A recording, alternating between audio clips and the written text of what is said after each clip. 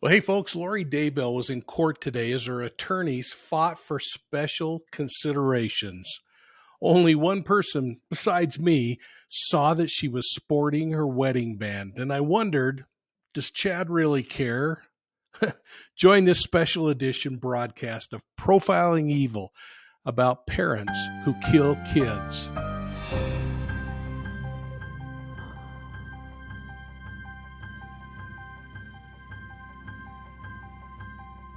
Well, hello, everybody, and welcome to this segment of Profiling Evil. I hope you're going to take a moment, hit that like and subscribe button, and make sure you're sharing our channel with all of your friends. Now, Lori Vallow Daybell appeared in court this morning, sporting her wedding ring, as her attorneys argued with prosecutors about the words and the language that was used by the grand jury to indict her. Now, her attorneys believe two of the counts that she's charged with, specifically the conspiracy to commit first-degree murder and grand theft by deception, are just plain too complicated for the court and a jury. And it allows for the court to find Daybell guilty of everything in one lump sum if she's determined to be guilty in any part of the violation. The defense wants District Court Judge Stephen Boyce to bring that grand jury back together to rehear the case and determine whether there should be two crimes and that they should be tried separately rather than all at once. I mean, this is what's at stake, and this is really important, and it could really help Daybell if they can spread them out and cause more confusion. The prosecution bluntly called the motion untimely, saying, bottom line, it should have been filed months ago. In fact, I think clear back in May it should have been filed. Now, let me say this again. The hearing was pretty dang important, folks. And I joined more than 3,000 people from around the world that were watching this thing unfold live on East Idaho News. Now, I watched the proceedings and then I watched the comments in the chat window very closely. And frankly, I was surprised how many YouTube creators were watching at the same time. But I was more surprised by the comments of those of us who were on there that were watching. There were very few comments that had to do with the legal proceedings. Instead, people were chatting about Daybell's hairdo or her lack of makeup, or whether she was smiling, smirking, or frowning. Frankly, I found myself wondering, what on earth are we listening to here and what are we doing? I found myself hoping that it was just our wacky way of dealing with the frustration we all feel, the anger that we feel about two children, and frankly, at least two adults who were allegedly killed by the Daybells and their conspiratory acts. Now, if you missed the hearing and you'd like to watch the entire thing, I've attached it at the end of this video. And I'm going to put the minutes right here on the screen so that you'll be able to jump ahead and see it. But wait. I hope before you do it, though, that you'll hang on long enough for me to chat about Yasser Syed, who was found guilty of killing his two teenage daughters last week. Now, the murder happened way back in 2008, but he was convicted last week. It only took the jury 3 hours to convict this guy for murdering these two kids. They were beautiful young women. And then this coward went on the run for several years. But now he's in prison for the rest of his life. Let me take you back. It was New Year's Day 2008. Syed was really unhappy about his daughters going out with people that didn't fit his religious beliefs. He took his two daughters, 18-year-old Amina and 17-year-old Sarah, for a ride in his taxi. Now, think of the pressure that this puts on mom thinking back, because the kids didn't want to go with their dad, but her mom felt like they needed to spend just a little time with their dad. Well, hours later, the girls' lifeless bodies were found with multiple gunshot wounds in the back of Syed's abandoned cab. Now, if you haven't been following this case, Syed's daughter, Sarah, just before she died, made a tragic 911 call asking for help. She told the dispatcher she was dying.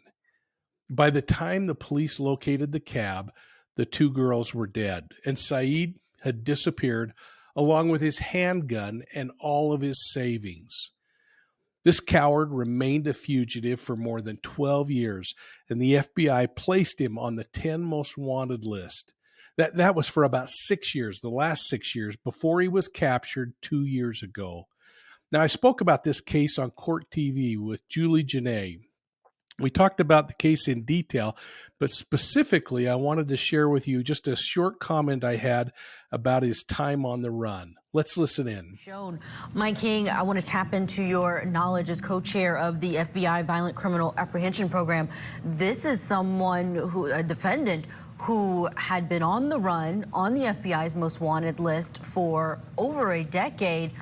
Talk about how surprising it is that it took that long to actually bring him to justice. Yeah, I mean, this was really disturbing that he could be so tightly connected now apparently to his son and other family members, and that they continued to keep him under a cloak of darkness, and that he was able to go this many years. I'm so troubled still by the title of this being honor killing. This is cowardice. Running for decades is cowardice. Leaving family, this mom who, boy, wasn't that compelling to deal with and pick up the pieces after this, including not being able to really have a relationship with her son, it sounds like.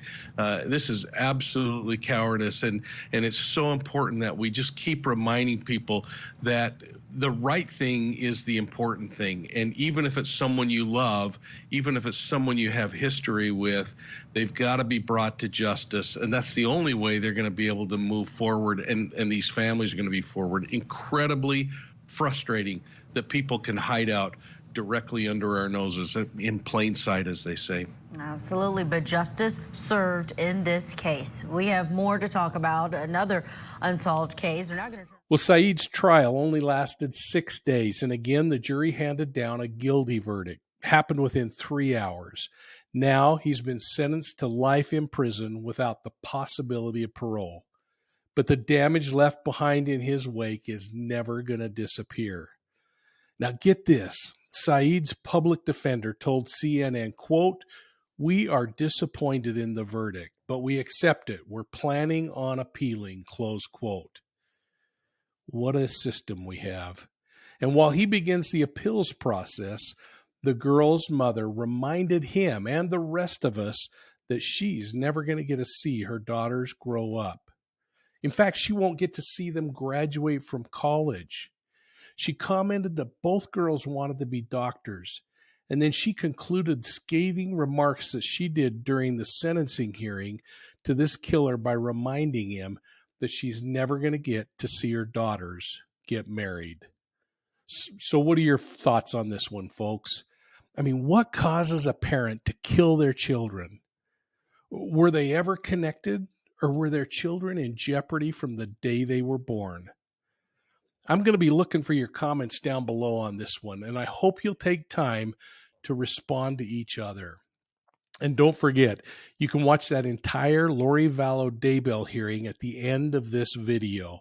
Now, I want to encourage you all to sign up for our channel memberships, where you can get a little more information, usually ahead of everybody else, and provide Profiling Evil with a little bit of financial support. I really do appreciate it. You can get into this for as little as $1.99 a month.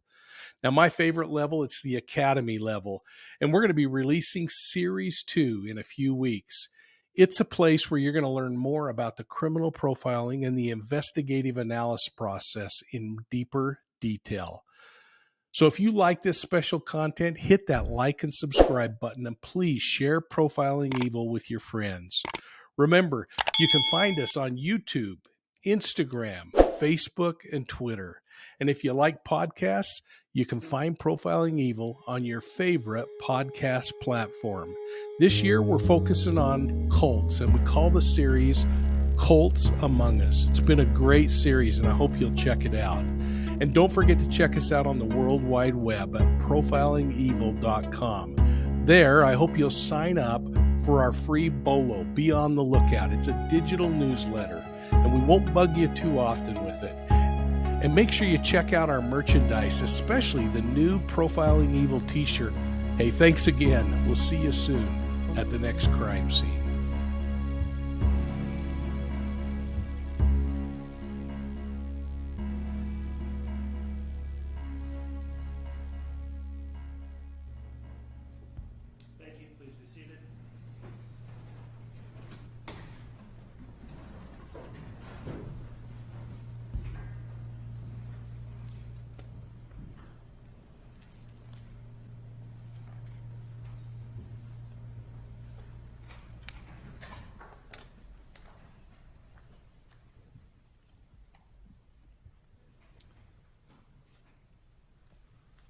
morning. We're going on the record in this matter. This is case CR 22-21-1624, State versus Lori Noreen Vallow. This is the time scheduled for a hearing on motions that are pending filed by the defense.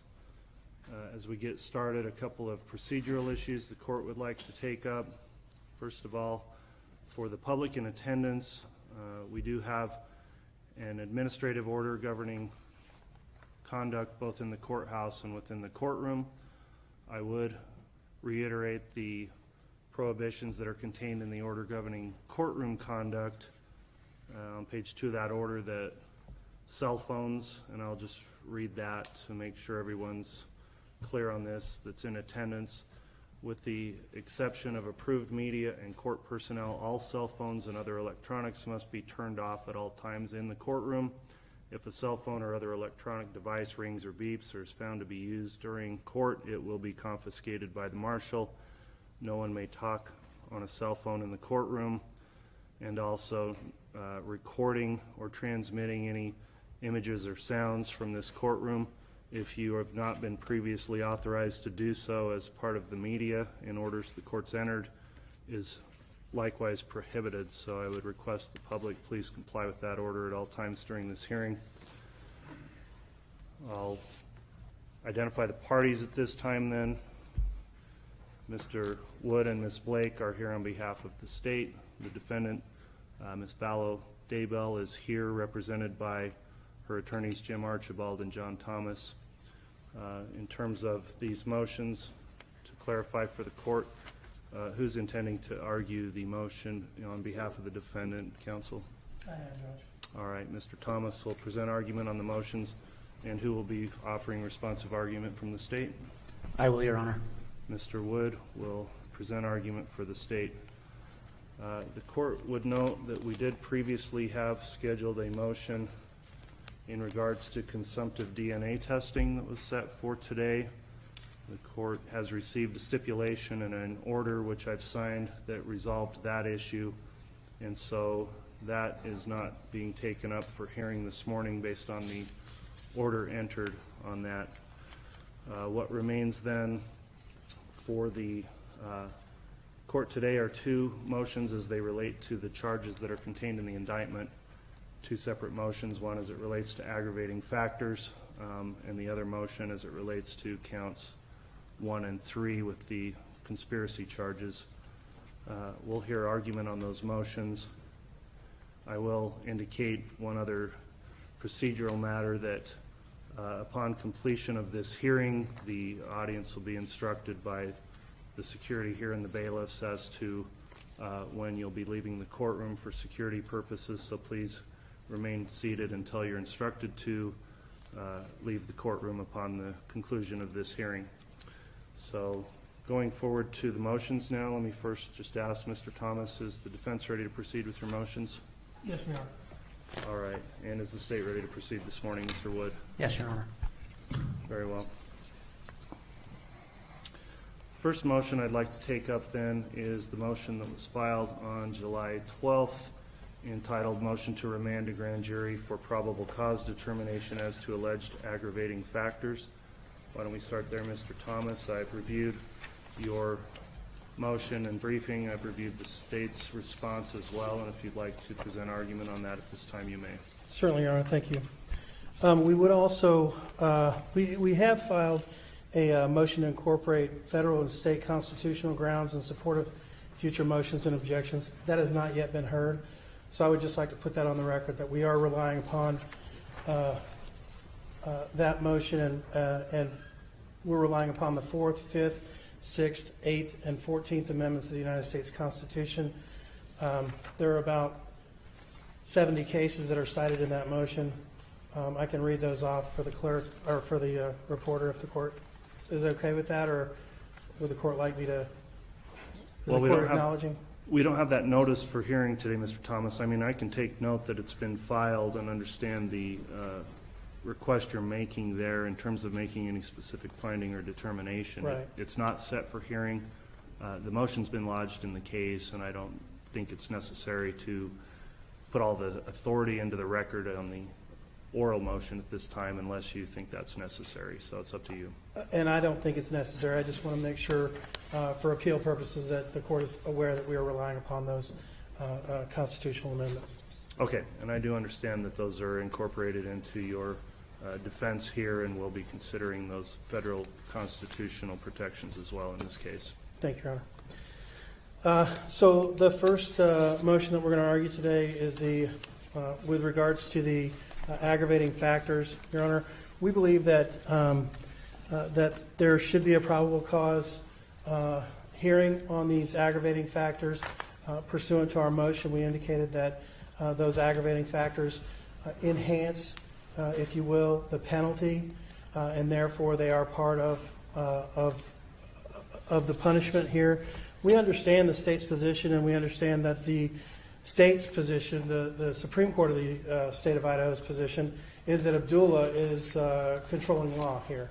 And we get that, but we are of the opinion that there should be probable cause hearings on each of these aggravators for several reasons. One being that it narrows down the possibility of us having to prepare for a trial on an aggravating factor that doesn't fit, that doesn't meet the probable cause standard.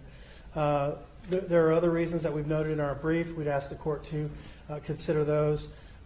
As I said earlier, we understand that Abdullah is the law of the land here in Idaho, but as the court is well aware, especially this year, where the Supreme Court ruled to overturn Roe versus Wade. Roe versus Wade was the law of the land for a number of years, and then through time and change, they decided to overturn that. That was a landmark case, and we would just like to, for appeal purposes, put that on the record that we believe that it should be a probable cause standard as far as these aggravating factors go, and we would rely upon that for appeal purposes. We understand that the court is likely to deny our motion on that, but we would like that to be part of the record. And that's all we have on that. All right, I have a question then, Mr. Thomas. If under your motion, who would make a probable cause determination? Are you suggesting, because this case came about as a result of a grand jury indictment, are you suggesting it would need to go back through another grand jury indictment or go through some sort of a hearing similar to a preliminary hearing where a magistrate potentially or me would determine probable cause? You know, that would be a hybrid issue, and I don't think that would be appropriate. I think that it should go back to the grand jury to have them to decide whether or not this should move forward. I'm not sure that the Idaho statutes and Constitution allow for that hybrid, bring it back to a grand jury or bring it back to a preliminary hearing and let a magistrate or Your Honor to decide whether those are probable cause or not. I'm not sure that it would really matter, but I would think that bringing it back to a grand jury would be the more appropriate way to do it, since they were the ones who found the probable cause on the alleged crimes. I would ask that the court require that they also find probable cause upon the aggravating factors. All right, thanks for the response to the question, Mr. Thomas. Mr. Wood, what is the state's response on the motion for further probable cause determination on aggravating factors? Thank you, Your Honor. I'll be brief. As Mr. Thomas has pointed out, there is controlling law on this issue, directly on this issue in State versus Abdullah. It's a 2015 case, capital case, where the death penalty was found. And I'll just, this is in my brief, but I'll just read from it very quickly. This is a direct quote from that case. We also hold that there is no constitutional requirement that the state present evidence demonstrating probable cause for each aggravating circumstance to properly notify the defendant of its intent to seek the death penalty. And so, as Mr. Thomas did state, that is controlling. It's the Supreme Court of the state of Idaho. That analysis starts, their analysis starts with a discussion of Ring versus Arizona, which is the case that found that death penalty needs to be found by a jury. And that case has been interpreted by some to provide that there should be a probable cause finding aggravating factors, even though the Supreme Court did not actually find that. Abdullah goes through that analysis and comes to the conclusion that the Supreme Court comes to the conclusion I just read. where the Supreme Court has found that, where it's directly on point. I think this decision is already made for the court. I understand Mr. Thomas's argument that it's for appeal purposes, and we understand that. But as for this case, and under the current law, this is an issue that's already decided by the Supreme Court. There's no need for probable cause to be found of the aggravating factors. Idaho law determines how those aggravating factors are listed and how that notice of intent is given, and that has been upheld in Abdullah. And so for today, I think Mr. Thomas said it well. For purposes of appeal, they've raised the issue, but as of for this case today, I think this decision's already been made by the Supreme Court. All right, thank you for the response, Mr. Wood. Mr. Thomas, do you have any rebuttal argument to make? No, Your Honor. All right, the court's considered the motion then at this time. Given the nature of the case, in lieu of making a finding or ruling from the bench, the court will take this matter under advisement and will issue a written decision on the motion. That will be lodged once we've completed the research and written the decision on that. So that first motion will be taken under advisement. Mr. Thomas, then, if you'd like to present argument on the second motion, and that was your motion filed also July 12th, to remand the indictment to the grand jury for further proceedings, and in particular stating your objections to the listing of the offenses in counts 1 and 3 of the indictment. If you'd like to present your argument on that motion at this time, you may. Thank you, Your Honor. Our main argument revolves around counts 1 and 3, that they're confusing to the jury. They would be confusing to a jury when they have to find this after the trial to find this these elements. And I see that the state is saying that the crimes of murder and the crime of grand theft are not necessarily the crimes in the conspiracy. However, this doesn't make any sense because the conspiracy to commit murder and the conspiracy to commit grand theft are two separate conspiracies. And I'll go through that in just a bit. But we do believe that it would be confusing to a jury to be able to figure out what elements were met and when the elements were met and to what extent the elements were met. The burden is high. The burden is beyond a reasonable doubt. If they meet some of the burden at a different standard, perhaps a probable cause standard, or perhaps a more likely than not, or a different standard, that would be severely detrimental to our client. So I think one of the things that we need to think about in reviewing whether or not these charges, conspiracy to commit murder and grand theft in counts 1 and counts 3, should be split off or bifurcated. I think we need to say when does the conspiracy end? Well, one would think that the conspiracy to commit murder would end when the alleged murder occurs. That would be the end of the conspiracy. The state has pled in count 2 of the indictment that the murder of Tyler Ryan occurred on or between September 8th and September 9th. So that would be the end of that conspiracy. The conspiracy to commit the crime would have been completed, and the conspiracy to the murder would have been over. One would think that the conspiracy to commit grand theft ended when the grand theft was over. And the pleadings in count 7 of the indictment indicate that the grand theft would have occurred after the murder. The murder of Tyler Ryan was pled to have allegedly occurred no later than September 9th, and the murder of J.J. Vallow in count 3, that murder was alleged to have been committed on or before September 23rd. And so the grand theft was alleged to have occurred pursuant to their indictment between October 1st and January 22nd. So the conspiracy, while we can have a before portion of the conspiracy, What was the October date? October 1, 2019, and January 22nd, 2020. Oh, thank you.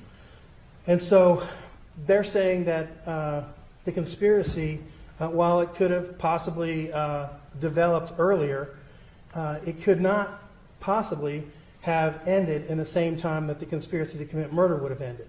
So the conspiracy to commit murder would have ended at the very least, at the very most, on September 23rd. The conspiracy to commit the grand thefts were committed between October 1st, allegedly, and January 22nd of the following year. And so those don't line up. Well, Mr. Thomas, though, can't you have an ongoing conspiracy of different offenses? I mean, a classic conspiracy is like a drug conspiracy where somebody's doing a delivery of a controlled substance and then a week later another delivery and a week later another delivery, and that's all part of a grand conspiracy charge that would have multiple offenses. Isn't the time frame open through all of these charged offenses? Sort of, but not after the conspiracy to commit murder. Once the murder is committed, there is no conspiracy to commit the murder. There's maybe a cover-up or a conspiracy to I don't know, after the fact, some sort of other charge. But once the conspiracy to commit murder, once the murder is over, the conspiracy is over, right? I don't see how that could go anywhere further. And so with the conspiracy to commit murder over, I think that's where that charge ends. The conspiracy to commit murder ends at the end of the murder. And so I don't think that they can tag on a conspiracy to commit grand theft as part of the conspiracy to commit murder. And in fact, the state says that in their brief, they say that Idaho Code 18-1701 gives the punishment for conspiracy as punishable upon the conviction in the same manner and in the same extent as provided under the laws of the state of Idaho for the punishment of the crime or offense to which the combined had committed. And in layman's terms, I think, if I'm reading it correctly, and I may not be, but it says in layman's terms, this is what I feel, that if they find a conspiracy to commit murder, then the punishment is death. And that is the conspiracy to commit, that's the conspiracy. If the conspiracy to commit grand theft, the punishment would be up to 14 years in prison. And so it sounds like there are two possible punishments to this one conspiracy, either death or life in prison or 14 years in prison. And so to me, it sounds like there are two conspiracies. I understand the state's position where they say the conspiracy is the crime, not the murder and not the grand theft. But when you make a statement like that, you have to back it up with the facts that say, well, yeah, once they've committed the conspiracy, we have to now go to the punishment. And their punishment doesn't meet the crime. The conspiracy punishment is one of two or three different punishments, either death, life in prison, or 14 years. So it could be possible for this jury to find some elements of the grand theft, some elements of the murder, and say, maybe they met all the elements. We're not asking the court to, I did ask the court to strike the pleadings, but that was mostly in alternatives. Our main issue is we don't want to have to do this again. We don't want to have to come back before the court after the trial's over and it goes up on appeal and the appeal court says we couldn't make heads or tails of what was going on with this conspiracy charge. And so we think that it's just easier for the court to say, you know what, bring it back to the grand jury, have them split it off, have them do one conspiracy to commit murder, one conspiracy to commit grand theft. It's just that easy, and therefore it brings the jury into a position of we find them either guilty or not guilty, not, well, guilty of the grand theft but not of the murder, and it just makes it so that there's too many questions for the jury. I'm not saying that the jury isn't sophisticated enough to sort through that, but I've been practicing law for 20 years, and this particular charge baffled me, and I had to work through it, and I still am having issues working through it. And this is what I do for a living, so it just makes it all the more difficult. Another point, Your Honor, is that this is just fundamentally unfair. the state argues in line 5 of their jury instructions, says, further, the explicit language by establishing that the state needs to prove that the defendant intended that at least one of the crimes would be committed. They emphasize the words, at least one of the crimes.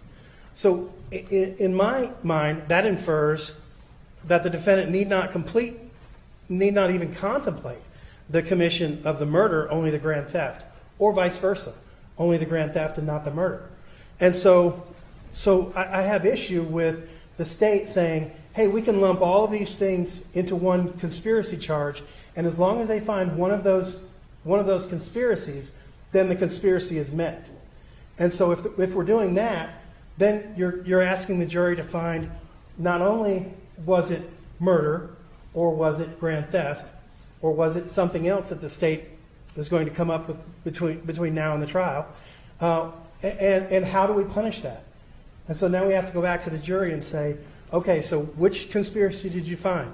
Well, we found that there was conspiracy to commit grand theft, but not conspiracy to commit murder. Or we found that there was conspiracy to commit murder, but not conspiracy to commit grand theft. And so now we're looking at, it just jumbles it up, and it doesn't make a lot of sense to do it that way. And we're bringing it before the court because we believe that we're just looking for a fair trial. We just want the jury to be able to go back to the jury room and say, yes, this is the conspiracy is to commit murder, or yes, this is the conspiracy is to commit grand theft. That's all we want. That's all we're looking for, is a yes or no answer that the jury would need to come back with. Further analysis would just be, I don't know that it's appropriate, and I don't think it's fair for the jury to have to do that. The state further takes issue with my 8A argument. They indicate that two or more offenses may be charged. I say that the two or more offenses may be charged on the same indictment. However, Criminal Rule 8A indicates that those charges need to be separate counts. And so the state's attorney says that there's one conspiracy for two different crimes, and I'm not analyzing that, and there's no analysis to that. Well, my analysis is, Judge, the state's wrong. The state needs to realize that, yeah, this needs to go back to the grand jury, and it needs to be conspiracy to commit murder, conspiracy to commit grand theft. The state goes on to make an untimely argument, that we are untimely in our arguments. We would ask the court to rule on the merits of the case and not on the untimeliness. The state has, in my opinion, the state has waived their right to make this untimely argument. We got their response to this motion just 6 days ago, which is, in my opinion, untimely. I think a 7-day notice is pretty standard around the state. Also, the state, the court is aware of how much discovery is involved in this, sorting through that, and perhaps, I wouldn't even say that normal cases we would be able to find this within the 28-day time frame that the legislature has or that the rules have established. But this particular case, is far in excess of the time frames and the process and the time needed to just digest this case and the discovery. And the state, when I filed my discovery my discovery request on April the 18th, the state failed to respond in a timely manner. They responded timely, I guess, I should say that, on May the 2nd, which would have been the 14 days, but they responded by telling me, oh, by the way, we'll get you your discovery within 14 days of May 2nd. So they were untimely on that, and yet they're telling me that I need to, I was untimely on filing this motion, and that I should have come to the court for relief and request. I would also note that the docket indicates that the court didn't release the testimony of the grand jury until June 21st, 2022, which is far beyond the time frame for us to file a 12B motion, which I think is excusable error based on the fact that we didn't have the information that we needed to dig into the indictment and dig into the things that we needed to do. Your Honor, in closing, I would just say to the court, and I know that the court is well aware of this, that a person's life is on the line. The prosecutor for the state of Idaho represents the interests of everybody in the state, and that includes the defendant. They are duty-bound to look out for the procedural interests of the defendant, and what they're arguing, in my opinion, Your Honor, is wrong. The state's attorneys here are here to seek justice, not just a win, and they're here to protect the Constitution and the rights of all those in the state of Idaho, including those that they're prosecuting. And so I believe that the appropriate way to deal with this indictment is to return it to the grand jury and just have them split the two conspiracy charges so that it's easier for a regular jury, for a trial jury, to understand and to sort through this. Thank you. All right. Thank you, Mr. Thomas. I'll hear a response from the state. Mr. Wood, I'd like to start off with the issue raised there at the end that was raised in your responses to both of these motions, that they were failed to be filed timely under Criminal Rule 12B. And let's start there and then move forward with the substance of this motion. So if you'd like to present any argument at this time, or notify the court if you're still holding on to your objection on the timeliness issue. Thank you. Your Honor, we do maintain that objection. That's why we put it in our briefing. We do understand that 12B is a rule in which the court has a large amount of discretion to find good cause or reasonable neglect. However, the reason why we filed that is in neither of the defendant's pleadings was any good cause or reasonable neglect provided for why these were untimely. I do take issue with the idea that the state was late in discovery. We had already provided all of the discovery to co-counsel, and so I take issue with that. Yes, we do maintain that objection, understanding the court has wide discretion on that issue. All right, thank you for the argument on that. The court's reviewed that objection. It's made under time frames that are set forth in Rule 12. In particular, Rule 12D of the Idaho Criminal Rules indicates motions under Rule 12B must be filed within 28 days after the entry of a plea of not guilty or 7 days before trial, whichever is earlier. These are not within that time frame. However, that Rule 12D also has an important final sentence. The court may shorten or enlarge the time and, for good cause shown or for excusable neglect, may relieve a party of failure to comply with this rule. I've considered that objection and looked at the objection as well as the discretion built within the rule under 12D, and I do find, as it relates to both these motions, that good cause has been shown for the timing of the motions. One is the complexity of the case and volume of discovery. There's been delays through no fault of defense counsel with their client having been found incompetent for some time and then returned to competency for further proceedings. The court would note that trial is not scheduled in this matter until January, so we're still significantly before the time for trial. The court would also note that we discussed specific dates for the calendaring of these motions, along with the input from the state as to when these would be appropriate to be heard.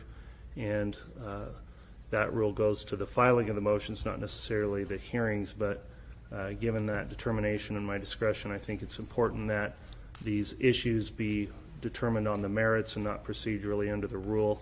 And so in my discretion, I am finding good cause exists for a factual and legal determination on both of these motions today. And so I'll deny the objection as it relates to timeliness. Finally, on that discovery issue raised, I don't take that into consideration at all because there's been no motion to compel filed or any other notice to the court that that's at issue. So with that ruling made, Mr. Wood, if you would like to now present your response as to the merits of the motion on counts 1 and 3. Thank you, Your Honor. Going through the defense's motion, it seems that the primary concern is this is going to be confusing to a jury and unfair. The state just fundamentally disagrees. The defense's argument rests on what appears to be a false premise that a conspiracy to commit multiple crimes is in fact multiple crimes. I've outlined this in my brief, so I don't want to go over it word for word, but I just note that multiple cases have held, and this is just a few of them, that the conspiracy is the crime. It's one crime, however diverse its objects, and that's very important language. You could have a conspiracy to commit completely different crimes. The state believes that in this case there are three conspiracies. There are three agreements. The conspiracy, the crime of the conspiracy is the agreement and an overt act to further that agreement. Whether that overt act is otherwise illegal or not, it doesn't have to be. And so the state believes there are three criminal agreements. One was to murder Tylee Ryan and to steal the Social Security money that was allotted to her. One was to kill J.J. Vallow and to steal and continue to collect the Social Security funds that were allotted to him. And those are the two counts that are at issue today. We do believe they are linked, and so they aren't completely separate. They are linked together, and we believe that the jury will find that there was this agreement, that they agreed to commit those two crimes. When we talk about the elements... Let me ask you a question on that, Mr. Wood. Are you saying it's a single conspiracy that envelops counts 1 and 3, or No. is count 1 a conspiracy and count 3 is a separate conspiracy? Yes. And I know there's a third conspiracy charge in the indictment under count 5. Right. I want to be very clear. We believe there are three separate conspiracies. Okay. Here. And so, looking through the defendant's pleadings and listening to argument today, they speak a lot about the elements. Well, the elements for the conspiracy, we don't have to prove the elements of the underlying crimes for a conspiracy. I've listed the jury instructions in our briefing, and the substantive showing that the state needs to make and the jury needs to find beyond a reasonable doubt is that they agreed to commit a crime or crimes, and the jury instructions have this written right in. They have the S for crimes, a crime or crimes. And that the defendant intended that at least one of those crimes would be committed, and that one of the parties to the agreement performed at least one of the overt acts that are listed in the indictment. Those are the elements of the conspiracy, not whether or not the murder was completed. You don't even have to complete a crime for the conspiracy to be found. And so Let me ask another question on that, Mr. Wood. When you're instructing a jury, do they not have to be told what the underlying elements of a crime are? In other words, the common layperson may well not know the difference between grand theft, burglary, and robbery. So if you just throw in, for example, grand theft and say, was there a conspiracy to commit grand theft? Does the jury have to be told, well, here's what a grand theft is under Idaho law, and lay out each of the elements so you make sure that they know what the underlying crime is that was part of the conspiracy? I believe so, but even if that's the case, they don't have to find the elements of the underlying crime. For instance, if person A and person B agree to kill person C, they've made the agreement, that's the first part, and one of them purchases a gun and they drive there, and then they get stopped by the police, they've still completed the crime of conspiracy, because the crime is the agreement and then taking an overt act in furtherance of it. It's not the completion. It's not the completion of the crime. The crime is the agreement, and the case law on that is clear. And so even if the jury is entitled to see those elements, which they will in this case because they've been charged with those separate crimes as well, they don't have to find those elements. They don't have to find a single element of those crimes to find the crime of conspiracy. I found no case law to suggest that's the case. And I don't believe there is any case law to suggest that, because the crime is the agreement and the overt act. In terms of, Mr. Thomas raised the issue of when does it end? Well, and the court pointed out there can be ongoing conspiracies. And we do believe that the evidence here is going to show that it ended when Social Security stopped paying out the money that was being stolen. And we believe, and so the conspiracy doesn't necessarily end when one of the crimes is completed. If there's multiple crimes, it ends when the whole conspiracy ends. And I don't think that's confusing. I don't think a jury is going to find that confusing. And so again, Your Honor, I go back to the point that the law isn't unfair because it's bad for the defendant. That doesn't mean it's unfair. The law is not unfair because it's not in the defendant's favor. No crime is in the defendant's favor. And so I take issue with that agreement that this is fundamentally unfair. I don't believe this is fundamentally unfair. I think these are charges based on the evidence provided to the grand jury. They didn't have a problem with it.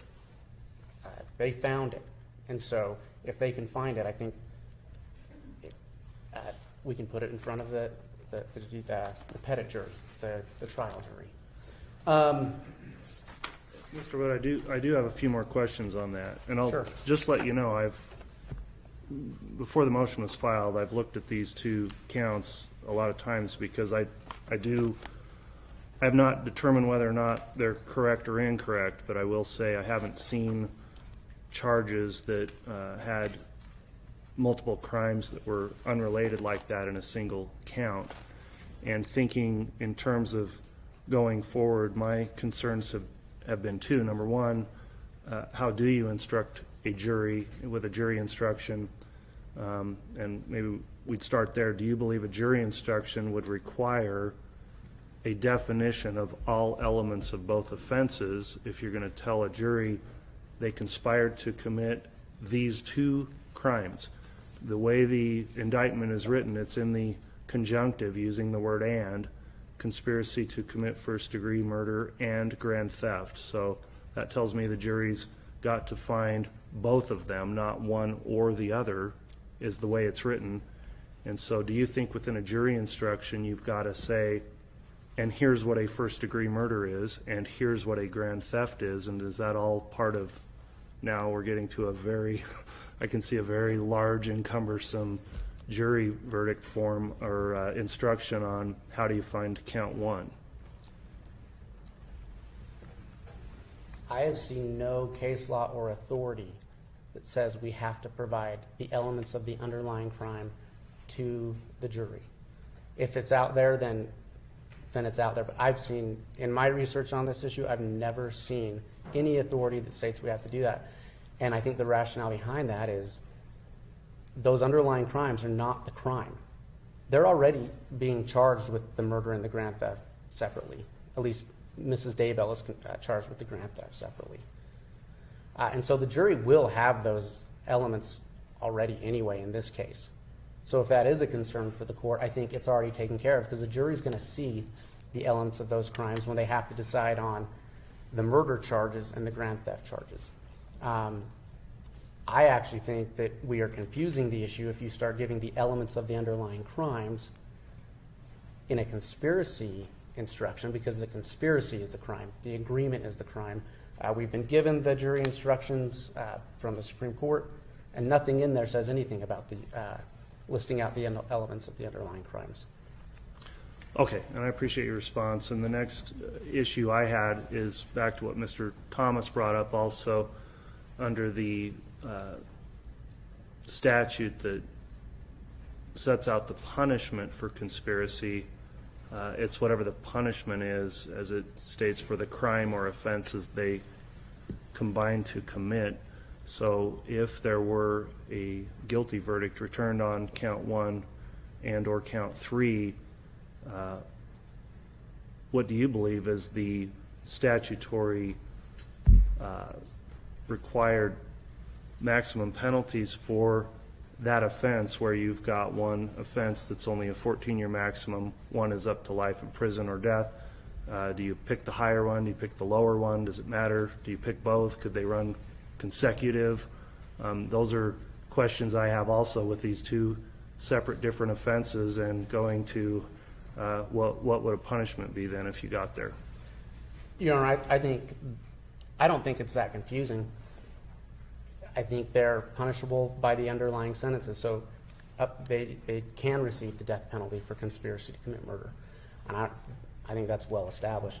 And I think in this specific case, if the jury is to find them guilty here, the ultimate punishment for that is the death penalty. And I think when you just look at it in a common sense approach, that lower sentence is swallowed up in the higher sentence anyway. And so I don't find that to be an issue. I think the statute is clear. I think the statute even, I mean, it uses the plural with the word offenses as well. So I think it already contemplates that. I think whatever the higher one is the one that controls. Okay, I appreciate your response on that question as well. Any other questions? That's the only questions I have at this Okay. point. I would just end, again, Your Honor, this is not, we disagree that this is confusing. And without going into the grand jury proceedings, the grand jury didn't have a problem with it. I don't think a jury will, a trial jury will have a problem with it. Because again, if you really break it down to what the crime is, it's not that confusing. The crime is that they agreed to murder someone and steal money linked to that person. And the crime is the agreement and an overt act. And as long as we establish that, then the jury can make the finding either guilty or not guilty. And I think when we start talking about introducing all the other elements, I don't know that there's any legal rationale or authority that provides for that. Again, I haven't found any. Upon receiving, I would note that the defense hasn't given any authority for that. And when I received their brief and we researched this before we ever put this in front of a grand jury, researched this issue, and then when we received their brief, we went back and researched again. I haven't found any authority that says that's the case, that we need to do that. And so, based on that, we would ask the court to deny the motion. Thank you. All right, thank you, Mr. Wood. Mr. Thomas, would you like to present any rebuttal argument? Just a few points, Judge. I'm a little bit concerned that the state is indicating that they researched this issue prior to presenting it to the grand jury. So I've never done a grand jury. Okay, I was a prosecutor for a few years in Bingham County, but I never did a grand jury. And so I'm not really familiar, and as are most attorneys, not really familiar with the process of the grand jury. But my understanding of a grand jury is that you present them with evidence, they go back, they deliberate, they decide what they want to charge it with, and then they come back to the prosecutor and say, these are the charges we're willing to commit, to indict this person on. What Mr. Wood is intimating, I think, is that they decided what the charges were going to be. They presented the document to the grand jury and asked the grand jury to just sign off on it. And so I'm not sure that that's appropriate. I'm not sure that that's the way it should be, and I don't know, and I probably will never know because the grand jury deliberations are secret, and I'm not privy to those deliberations. But that's one thing that I kind of raised concerns with me, is that perhaps this grand jury was led down a path that they weren't prepared to sign off on. If I'm confused, if the court is confused with counts 1 and counts 3, I don't know what the grand jury would think. I'm assuming that they too may be, at least 1 or 2 of them may have been confused. The second thing I have is that, the state is relying upon this Fowerk versus United States, a 1919 case, where it indicates, and they quote it, the conspiracy is the crime, and that is one, however diverse its objects. When you read the actual opinion, it's a very short 6-page opinion, well written, but you can tell that it's very political. It's a very political opinion regarding the war that we were about to go into, and there were issues there. And so I think that the language that they took out of there, perhaps not taken out of context, but we need to look at it in what the surrounding circumstances were at the time. I mean, we were about to go to war. The person that they were filing this charge against was the person that owned a newspaper in Missouri and he was writing things that were that were bad for the war effort. And the Supreme Court of the United States, I think, latched onto that. And so I think we should take that case and that particular citation that they're heavily relying upon with a grain of salt, or at least I would ask the court to review that case, and I'm sure it will. I'm sure it had that all in mind, and maybe it has already. But I would just I lay concern upon that, upon the state relying upon that particular case and upon that particular statement in that case, where they're relying so heavily upon that. Other than that, Your Honor, I have no objections, or I have nothing further. Okay, thank you for the argument, Mr. Thomas. So in this particular motion, then the court will also take that matter under advisement, do some additional research and review your briefings, and consider the arguments presented here today. The court will issue a written decision on the second motion as well. So I believe that concludes the proceedings for this morning. Mr. Thomas, Mr. Archibald, is there anything further from the defense today? We have a matter to take up with the court under seal. We don't have anything more in public. Okay, we'll take that up after. And Mr. Wood, anything further today from the state? No, thank you. All right. If everyone will give me just a brief moment, I want to consult with the bailiff, and then we'll conclude the hearing.